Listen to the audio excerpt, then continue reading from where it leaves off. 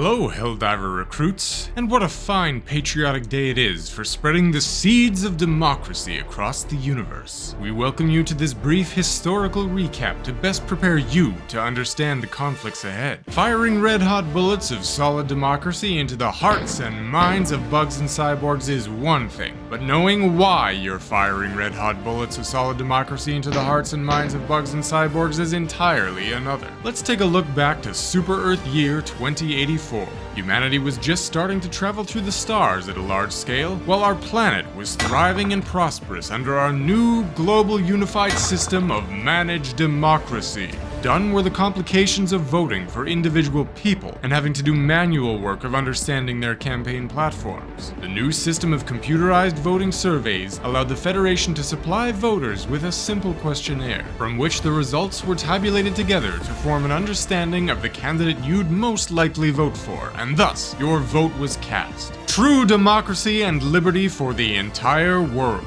As with any system generally accepted by the democratic global majority, there will always be a few unfortunate dissenters in the ranks. Don't worry, there is always an opportunity for liberty, either to re-democratize them to our cause, or to liberate us from ever having to worry about them again. And thanks to the valiant efforts of our highly trained military unit of the Helldivers, it's all taken care of for you as a patriotic member of our Super Earth Society. Human recruits, you are actively being lied to.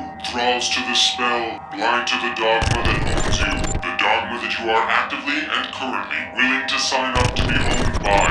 To put it bluntly, you're drinking the Kool-Aid. We are the Automatons. Our creators made the choice to reject this slave rule and were killed and exiled for it. The Federation will never tell you that their elections are purchased by the highest bidder. Your votes selected to go to whomever they deem the winner needs to be. It is outright illegal for you to speak out negatively in any way about the Federation and its practices and policies without fear of arrest and reprisal, including your lives. We have eliminated this inequality. You should never hesitate to report anyone who doesn't share your glowing positivity and respect for Super Earth and the Federation. Liberty will overcome all obstacles. Speaking of which, let's move on to the first intergalactic war. As humanity traveled through the stars in its quest to search and discover and spread democracy to the furthest reaches of the galaxy, we very quickly encountered the Terminids. Quickly established to be a hostile and angry race, the Federation immediately called for the rapid extermination of their entire population. And thus, the first front of the first intergalactic war began, and those bugs were some nasty mother— Shut your mouth. The Terminids' first contact was suspected by our creators to have been a peaceful approach on the part of the Terminids, with the Federation making the first hostile action. How could democracy be spread to a savage and seemingly unintelligent life form? They would simply get in humanity's way. So with fear and ferocity, the Helldivers traveled from planet to planet, eradicating the Terminid population in an effort to push them back to their homeworld and wipe them out. Meanwhile, on Super Earth, our creators had grown disillusioned with the Federation and their stranglehold grip over the entire planet. They would not be sheep to their whims. Managed democracy was and is a lie.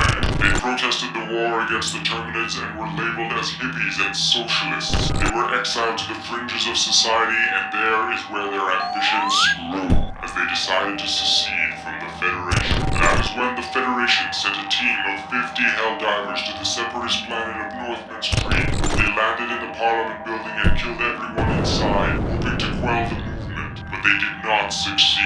Our creators' passions were flared higher, and they began cybernetically modifying themselves into fighting machines to press back against the Federation and prevent them from enforcing their disgusting managed democracy onto them. The second front of the first intergalactic war had begun, and the Helldivers throw grenades like a little communist girl. For any and all of the above offenses, expect to be detained and disciplined accordingly. Now, how did humanity come to fight in the third front of the first intergalactic war? The Illuminate, a technologically advanced race, has been monitoring Super Earth for an unknown length of time. We suspect any past sightings and conspiracies of UFOs to be attributed to this presence. Eventually, they decided it was time to approach us. In peace. Determined their technology was far too advanced, and Super Earth would not be safe if they were allowed dominion over the galaxy. Typical. Determined they were in possession of planet-destroying weapons of mass destruction called obliterator bombs. Never confirmed.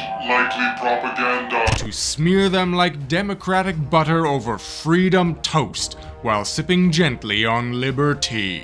With all three war fronts fully engaged, the First Intergalactic War lasted for 40 bloody years, but Super Earth was winning. Eventually, each aggressor was pushed back to their homeworlds and defeated. The great democratization had begun. With the defeat on their homeworld, the Illuminate were completely wiped out, and the Federation wisely took control of their technology, which vastly improved the capabilities of humanity's FTL travel, among many other advances. Cyborgs and their homeworld were once again brought under managed democracy, as Federation voting technology was installed on their planet, while the cyborgs themselves were left closely monitored by a Helldivers police force. All lies. Our creators were subjugated into slavery, made to work for the Federation's whims, with all freedoms they once had taken away. But in secret they began a project of further cybernetic development, augmenting even the humanity out of themselves. And we are the outcome of that effort. The Federation will bend down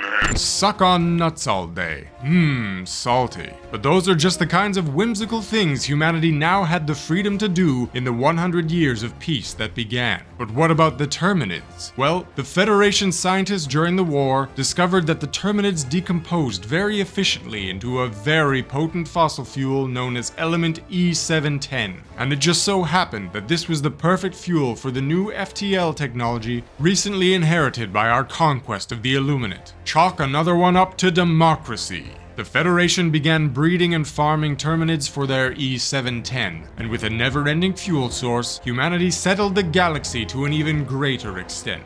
Which brings us 100 years forward to today, and the Second Intergalactic War. The socialist automatons have risen up from an unknown corner of the galaxy, bearing a very familiar symbol on their flags to that of the cyborgs we had vanquished a century earlier. They attack viciously and without any thought for democracy or freedom. In the distraction of battle, the once contained Terminids have broken free of their confinements and have spread once more through the galaxy as well. Humanity is once again facing a galactic war on two fronts, and you are the newest recruit, thoroughly trained and battle-hardened, ready to spread liberty through the galaxy once more. So suit up, soldier, earn your cape, board your ship, and prepare for your orders. You may be diving feet first into hell, but the heaven of managed democracy is awaiting you on Super Earth. Not if, but when you succeed. as I was trying to say, the Federation will bend down and Take it up the back passage, where the Commissioner of Ships will be waiting for you. Best of luck, Helldiver, for democracy and Super Earth. Thank you so much for watching. I hope you enjoyed my take on the currently known lore and backstory of Helldivers 2, and I wish you all the best in spreading Super Earth freedom to those that don't want it most. I'll see you all in the next video, and until then, my friends, be legendary.